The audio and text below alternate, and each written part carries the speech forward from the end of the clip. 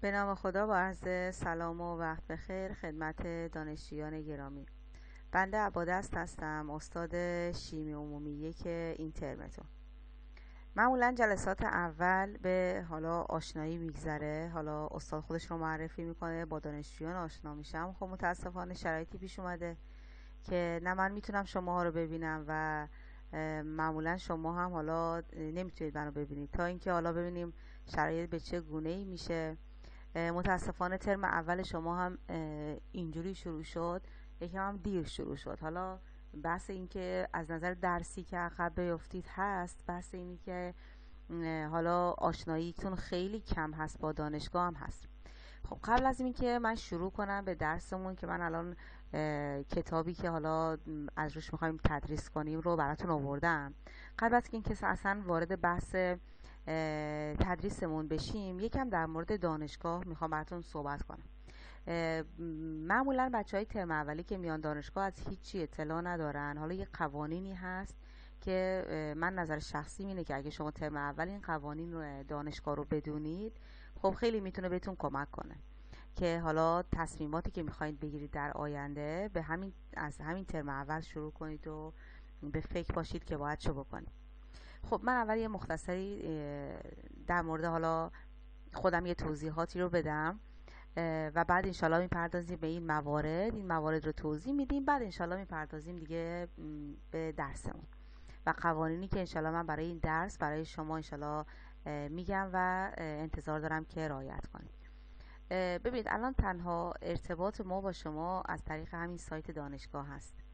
یعنی الان من سایت دانشگاه رو چک کردم، کلاس شما حدود 40 نفر هست، اما خب تقریبا یک گروهی بچه ها تشکیل داده بودن، شاید حدود 10-15 نفر بودن. خب این 40 نفر با این 10-15 نفر نمیخونه، تعداد شما خیلی بیشتر هست.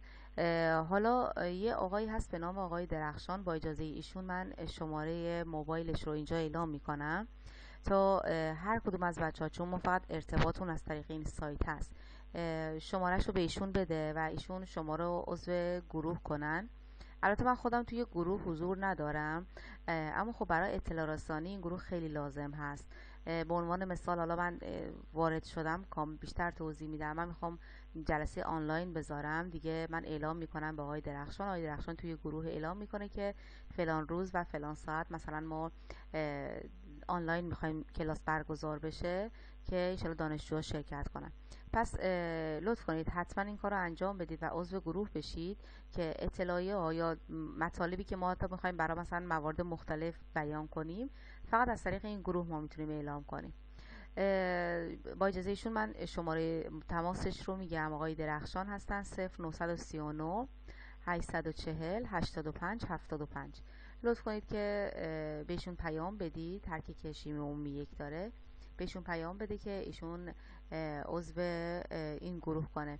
البته درس فلسفه شیمیتون هم با خودم هست.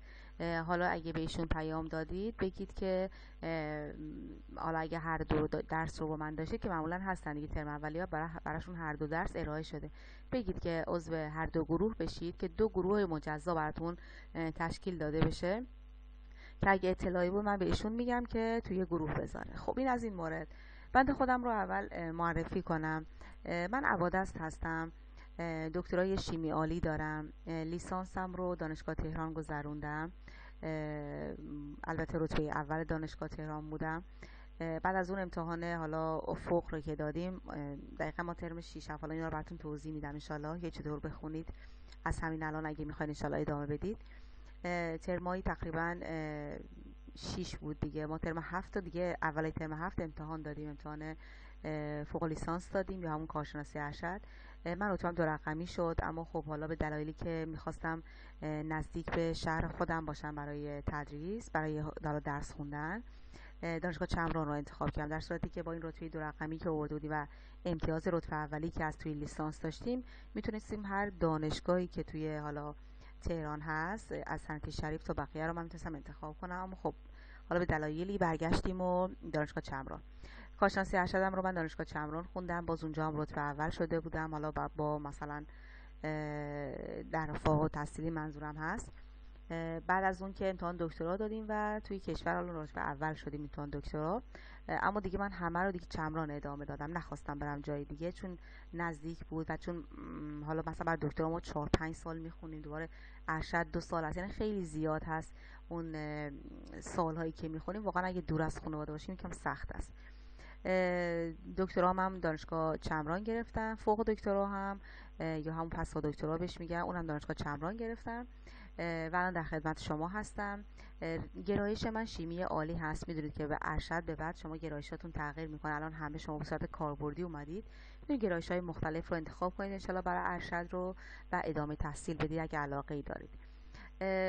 حالا مطالبی که به نظر من باید شما ترم اول هستید بدونید، من معمولا برای ترم اولی حتما این مطالب رو میگم، قوانینی از دانشگاه رو میگم خدمتتون.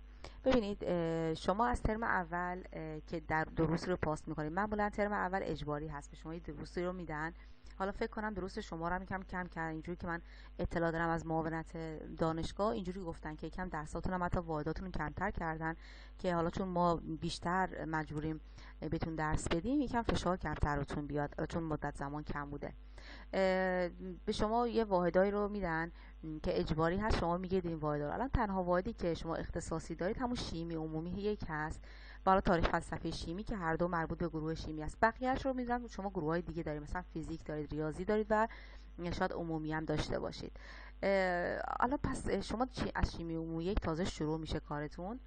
ببینید معدل که شما در هر پایان ترم یه معدل به شما تعلق میگیره، این معدل خیلی تاثیر داره برای اینکه شما بدون کنکور بتونید ارشد بشینید. میدونید دانشگاه خودتون الان دانشگاه خاتم الانبیا ارشد داره، ارشد گرایش عالی هم داره. شما نگاه کنید مثلا اگه ورودیتون 40 نفر هست، من تو سایت دیدم 40 نفر، فکر کنم 39 نفر 8 نفر باشید، یه 2 نفر هم مثلا از قبلا افتاده بودن فکر کنم باتون کلاس گرفتن، حالا دقیق نمیدونم. ما اگه مبنا رو بر 40 بذاریم، شما 40 نفر باشین تو کلاستون، 1/10 از شما رو یعنی رتبه هایی که از اول هستن تا 1/10 شما رو بدون حالا این که شما امتحان ارشد بدید رو برمیدارن برای درس ارشد رو ادامه بدید. میدونید مثلا الان 1/10 شما 40 نفر میشه 4 نفر، یعنی 4 رتبه اول تا رتبه 4 رو میگم اگه 40 نفر کامل باشید، رتبه اول تا رتبه 4 رو بدون اینکه حالا امتحان آزمون کارشناسی ارشد بدن برمیدارن. میدونید چه جوریه؟ مثلا شما فقط دانشگاه خاتم نمیتونید مثلا باشید، میتونید مثلا دانشگاه دیگه هم درخواست بدید، مثلا به این 4 نفر یا به این 3 نفری که به شما تعلق میگیره مثلا ترمای حدود 7 میگن که آره شما مثلا 3 نفر اولین و مشخص شده در این طول ترم شما 3 نفر اول تو این کلاس هستید. خب میخواید درخواست بدید برای ارشد، خب بعضی حالا اعتقادی ندارن نمیخواد ادامه بدن، چرا بعضی‌ها میخوان ادامه بدن.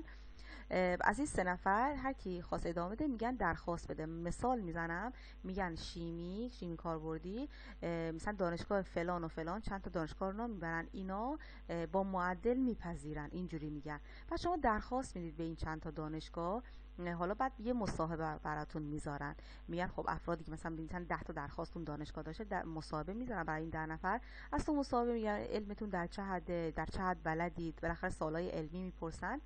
از این 10 نفر مثلا انتخاب میکنن مثلا 2 نفر یا 3 نفر رو اون دانشگاه برمیداره. پس شما میتونید با معدل خوبی که میارید همین الان خودتون رو مثلا توی دانشگاه دیگه بدونی که امتحان کارشناسی ارشد بدید درخواست مثلا ادامه تحصیل بدید، درسته؟ خب حالا به غیر از اون شما تو دانشگاه خودتون هم میتونید درخواست بدید، چرا؟ چون ارشد شیمی رو داره دانشگاه خودتون، درسته؟ پس اگه حتی دوست نداشتید برید جای دیگه، خواستید هم دانشگاه بمونید یا نه مثلا اونجا با مصاحبه هم حتی قبول نشدید، میتونید دانشگاه خودتون هم درخواست بدید که احتمالاً چون دانشجوی خودشون بودید خب خیلی راحت‌تر شما رو جذب میکنن. اگرم که جزء این موارد نبودید میتونید که امتحانات کارشناسی ارشد شرکت کنید. من گفتم این اطلاعات رو از اول داشته باشید که اگه حالا کسی قصد داره هدفش از الان مشخص است، هم الان شروع کنه خوب به درس خوندن. که دیگه اون ترمای مثلا چهارم پنجم متوجه نشه که بگه کاش مثلا از ترم اول میدونستم من معدلمو بالا نگه می‌داشتم، نمیدونستم یه شرایط اینجوری توی دانشگاه وجود داره. خب این شرایط توی دفتر استعدادهای درخشان دانشگاه همش گذاشته شده. مثلا شما میتونید حالا اگه موقعی گذارتون افتاد به دانشگاه، انشالله که ترمای بعد دیگه به این صورت مجازی نباشه، شما مراجعه کنید به دفتر استعدادهای درخشان، بگید کجا هست توی دانشگاه، مراجعه کنید اونجا و تمام جزئیات رو بپرسید. چون ببینید مثلا من این قانونی که الان بهتون گفتم تا امسال برگزار شده، خب ممکنه سال بعد یعنی سالی که الان شما هستید بخواد این قانون برگزار بشه یه تغییراتی توش داده بشه. میدونم اصل قانون معمولا پابرجاست، اما ممکنه تغییرات توش داده بشه. پس شما مثلا ترمای الان اینو در نظر داشته باشید، اما چند ترم آینده که انشالله حالا دانشگاه بودید و رفتید، حتما یه سری به این دفتر استعداد درخشان بزنید و جزئیات رو کامل بپرسید که انشالله اگه میخواید این راه رو ادامه بدید دیگه مشکلی نباشه. این از این مورد من همیشه اینا رو به بچهای ترم اولی میگم که دیگه مشکلی نداشته باشه. بس ترمای دیگه خودتون باید انتخاب واحد کنید. یه فکر کنم لیست رشته به شما میدن، میگن که مثلا بهتره که این به ترتیب این لیست رشته پیش برید که دیگه مثلا بعداً ترمای آخر دچار مشکل نشید. حالا که شما مدیر گروهتون هست و همه سوالای آموزشی رو میتونید از مدیر گروه یا از کارشناس رشتهتون بپرسید و انشالله که دیگه مشکلی پیش نیاد. خب این از این مواردی که من میخواستم براتون بگم. بریم سراغ درستون. یکی از درس‌های اصلیتون شیمی عمومی 1 هست. من کتابش رو آوردم جلوتون. حالا ویراستاش مهم نیست، حالا ویراست پنجم ششم هر کدوم رو شما گیر بیارید، این ترجمهش هم هست، فارسی هست. به نظر من کتاب رو داشته باشید. ببینید این درس شیمی عمومی 1 رو بچهای زیست هم دارن. من زمانی که بچهای زیست کلاس دارم بهشون نمیگم که مثلا این کتاب رو خریداری کنید، چون بچهای زیست شیمی رو در یه حدی میخوان که توی زیست بهشون کمک کنه، اما شما بیستون کار اصلیتون شیمی هست. یعنی تا زمانی که خوب نتونید مسائل کتاب شیمی رو از شیمی عمومی که پایه هست حل کنید، بعدا در آخر دچار مشکل میشید. مثلا من حالا نمیگم حتما این کتاب رو خریداری کنید، اگه کسی هم داره که در اختیارتون قرار بده حتما استفاده کنید، اما در دراز مدت این کتابا رو شما باید داشته باشید. حالا میخواید الکترونیکش رو داشته باشید خریداری کنید، اما خب اگه کتاب باشه آدم راحت تر میتونه بخونه. ببینید شما رشتهشون شیمیه، من چندین بار اینو برای بچهای شیمی بیان میکنم، به خصوص شما که ترم اولی. شما اگه پایتون قوی بشه دیگه بعداً مشکلی نخواهید داشت. حالا من نمیدونم شما از دبیرستان که اومدید در چه حدی هستید، اما من سعی میکنم تو شیمی عمومی 1 یه مروری داشته باشیم بر کتابای دبیرستان و یکم پیشرفته تر. ببینید شیمی عمومی 1 کلا حالا اگه ببینید کتابش رو اومده بخش کرده، تقریبا بخشش هم کوچیکن، اما میخواسته یه مروری داشته باشید شما بر چیزایی که حالا از قبل شیمی خوندی همه رو جمع بندی کنید به صورت نظاممند. حالا اگه اشکالاتی توی مثلا دبیرستان بوده یا یه چیزایی پرت گفته شده، این جمع آوریش میکنه و به شما یه چیز واحد ارائه میده. دیگه تمام شیمی عمومی 2 عالی و تجزیه و بقیه مسائلی که میخونید از روی این نشأت میگیره. مثلا استاد عالی، مثلا من باشم کسی دیگه ای باشه به شما درس بده، بگی شیمی عمومی 1 این رو خوندید، این مطلب رو خوندید، من طبق اون الان دارم ادامهش رو میگم به شما، درسته؟ پس این میشه بیس کار شما. من سعی میکنم شیمی عمومی رو جوری تدریس کنم که حالا من چون شما رو نمیبینم واقعا نمیدونم سطحتون چجوریه. من بعضی کلاسام سطحشون خیلی بالا، اصلا خیلی سریع پیش میرم این مسائل رو، میرم تا مثلا فصلای 10 11 اینا رو بهشون درس میدم. بعضی میبینم نه سطحشون واقعا پایه‌شون یه مقدار ضعیفه، یکی مقدار بیشتر باشون کار میکنم. حالا چون متاسفانه اصلا شما رو نمیبینم مجبور هستم که یه حالت وسط پیش برم و سعی میکنم بیشتر مسائل رو توضیح بدم. حالا اونایی که بلد هستن که دیگه هیچی دیگه باید یکم گوش کنن، یکم تحمل کنن تا برسه به اون مطالبی که حالا جدیدتر هستن. بعد این شیمی عمومی رو شما حتی اگه نمیدونم نمیخواید خریداری هم کنید، من برای امتحان شیمی عمومی 1 حتما از سوالای پایان فصلش میارم. ببینید گفتم فصلش خیلی کوچیکه، حتما ببینید مثلا فصل اولش حالا چندین صفحه بیشتر نیست، بعد یه سوالای خیلی زیادی پایان فصلش هست. من نمونه هاشو داخل تدریسم براتون حل میکنم، اما شما برای اینکه بخواید نمره کامل از من بگیرید باید تمام این مسائل پایان فصل رو بلد باشید. میگم چون رشتهتون شیمی اگه زیست بود به هیچ عنوان نمیگفتم مثلا این کتاب خریداری کنید، نمیگفتم این مسائل رو بخونید. ببینید اینایی که من دارم بهتون میگم همین اول کار دارم بهتون میگم، پس انبار نکنید. مثلا ما ممکنه 10 فصل از این کتابو درس بدم، شما اگه بخواید انبار کنید اینا رو به هیچ عنوان نمیرسید سوالای پایان فصلش رو حل کنید. پس حداقل اگه کتاب رو هم خریداری نمی کنید که من به شخصه میگم خریداری کنید، حتی زیر کلمه به کلمه این جملات خط بکشید و خوب اینا رو بلد باشید. اگه این کار رو هم نمی کنید، کتاب نمی خرید، حتما برید و پرینت بگیرید. پرینت بگیرید این قسمت های سوالا رو که من حتما از این سوالا امتحان میارم. یعنی اگه شما تمام سوالای فصل رو بلد باشید، فصلی که من درس میدم، سالای پایان فصلش، هیچ مشکلی ندارید. حتی شیمی رو من میتونم میگم 20 میگیرید. اما بودن کسایی که فکر میکردن مبحث آسونه، در حد جزوه من فقط خوندن و نگاه کردن و مگه من چند تا سوال میتونستم حل کنم، هیچی، همینا رو خوندن اومدن از من افتادن. یعنی اصلا بستگی نداره که بگید حالا من چه جوری هستم، اصلا شما خودتون نوشتید توی برگتون مطمئن بشید نمره میارید، ننوشتیدم که متاسفانه نمیتونه نمره بهتون تعلق بگیره. بعد تدریس من بگم خدمتتون، تدریس این درس رو ببینید ما به دو صورت آنلاین و آفلاین میتونید تدریس ها رو برگزار کنید. حالا چون شما بودید تو این وضعیت مطمئنا میدونید چه جوریه. من اگه بخوام کلاس های آنلاین برگزار کنم، به عنوان مثلا سر ساعت های خودتون کلاس آنلاین برگزار کنم، شما میشه فقط 2 جلسه توی یه هفته و بعد این 2 جلسه در یه هفته نه که آنلاین هست تا بخواد یکی بگه چی تا یکی بخواد بپرسه، خب خیلی وقت تلف میشه و من حجم کمی از کتاب رو میتونم بهتون درس بدم. چون این کتاب اصلی شماست، من مجبورم حجم زیادی بهتون درس بدم که بعداً توی شیمیای بحری دچار مشکل نشید. پس من تصمیمم بر این هست برای تدریس این کتاب که کلا آفلاین بگیرم، همه رو توی محتوا توی سایت بارگذاری میکنم. احتمالاً دیگه سایت رو بلد باشید دیگه، من نخوام در مورد سایت براتون توضیح بدم. احتمالاً ثبت نام کردین براتون توضیح دادن، شما یه صفحه شیمی عمومی 1 دارید، واردش میشید، محتواهایی که من اونجا گذاشتم رو میبینید. من سعی میکنم حالا هفته‌ای معلوم نیست بدونم چقدر، هفته‌ای مثلا 2 تدریس 3 تدریس یا 2 جلسه یا 3 جلسه براتون تدریس بذارم، شما اونا رو خوب بخونید و وقتی که فصلتون تمام شد حتما اون سوالای پایان فصل رو حل کنید که دیگه درساتون رو هم انبار نشه. من آفلاین درس میدم، بعد سعی میکنم هر چند جلسه یه بار براتون آنلاین بذارم.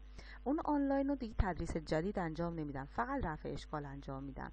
به عنوان مثال مثلا میگم جلسات 1 تا جلسات 6 به عنوان مثال، این رو من میخوام فلان روز آنلاین کلاس برگزار کنم، درسته، و فلان ساعت. شما اون ساعت میایید، بازم از طریق سایت دانشگاه، فکر نکنم مشکلی هم داشته باشید، میگم استادای دیگه هم احتمالاً آنلاین برگزار کنن.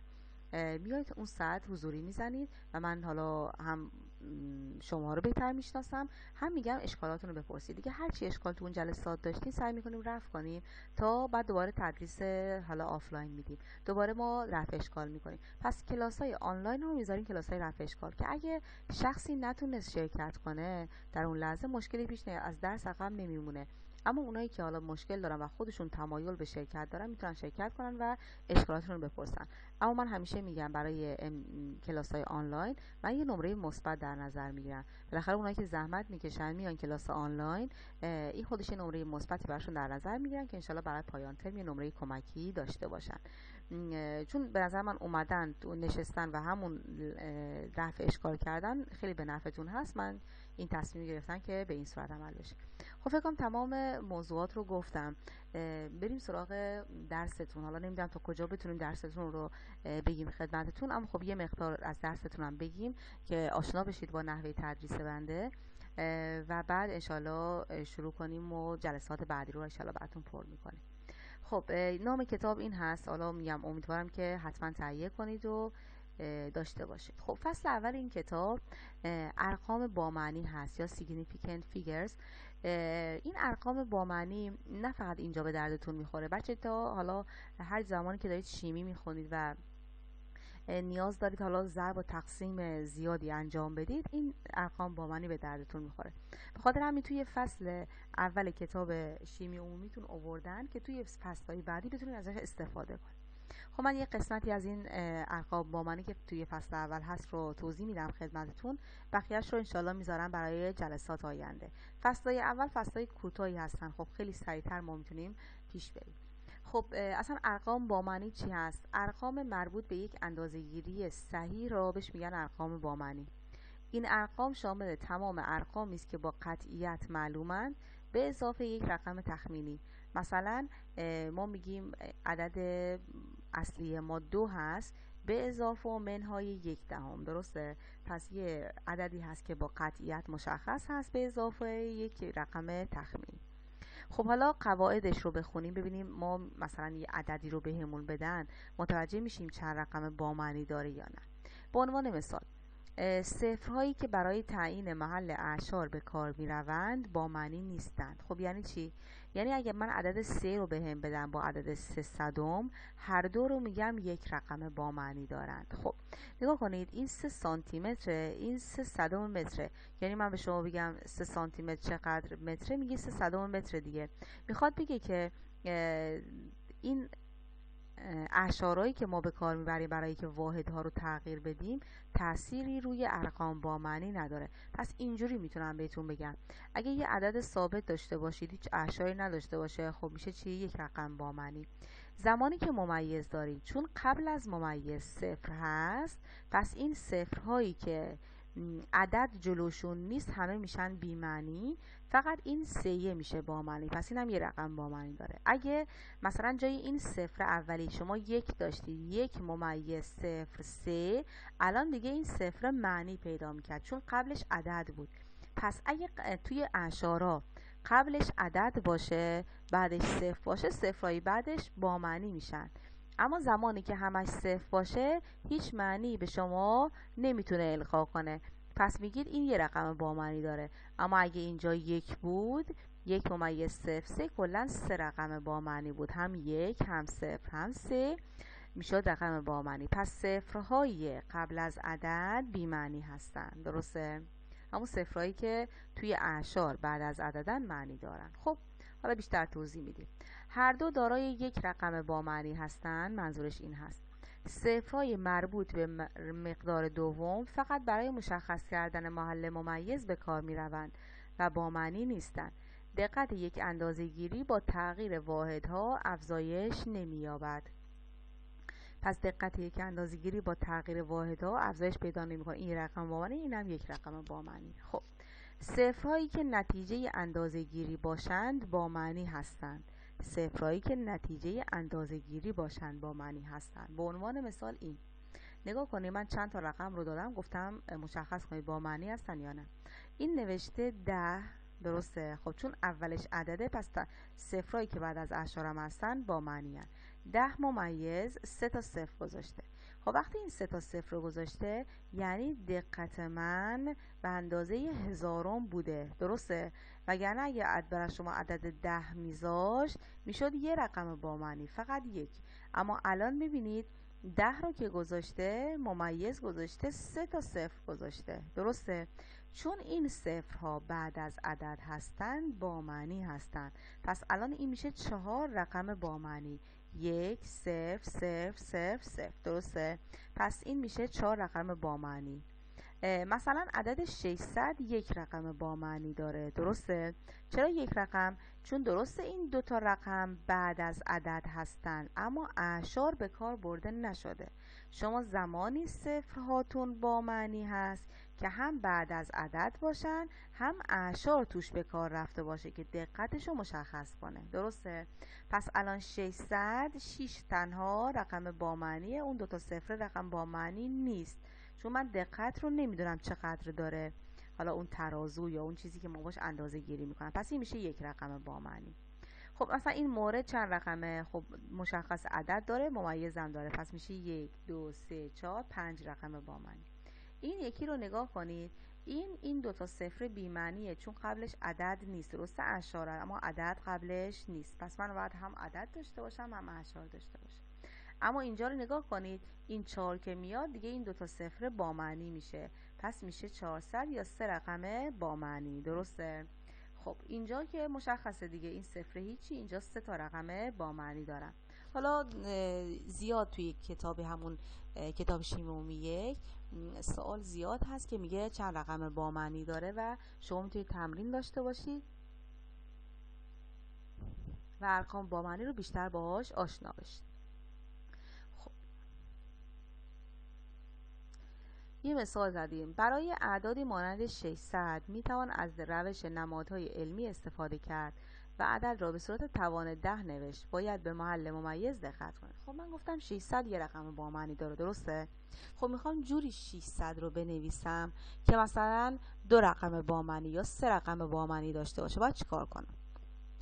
نگاه کنید، شما میتونید این عدد 600 رو به صورت توان علمی بنویسید. خب من دیگه مثلا 6 ضرب در 10 به توان 2 میشه مثلا همون 600، درسته؟ ببینید باید مفهوم 600 تغییر نکنه. یعنی شما هر کاری میکنید باید جوابتون همون 600 باشه، نکنه مثلا بشه 60 یا بشه 6. پس مفهوم اون عدد نباید تغییر کنه، همون عدد 600 باشه. فقط به توان علمی مثلا نوشتید. مثلا من اینجا نوشتم 600 رو میتونم بنویسم 6 ضرب در 10 به توان 2. خب اینجا هم یه رقم با معنی داره، چون توانهای علمی جزء رقمهای با معنی نیستن. پس شما میتونید جای 600 که یه رقم با معنی داره، اینجا هم مثل 6 ضرب در 10 به توان 2 که یک رقم با معنی داشته باشه. خب حالا اگه بخواید 2 رقم با معنی داشته باشید، میتونید بنویسید 6 ممیز 0 ضرب در 10 به توان 2. ببینید 6 ممیز 0 دقیقاً همون معنی 600 رو میده. شما باید معنی تغییر نکنه، یعنی همون عدد 600 رو در نظرتون باشه. خب همون عدد 600 رو نشون میده، اما شما یه ممیز 0 رو که گذاشتید باعث شده که این 2 رقم با معنی داشته باشه.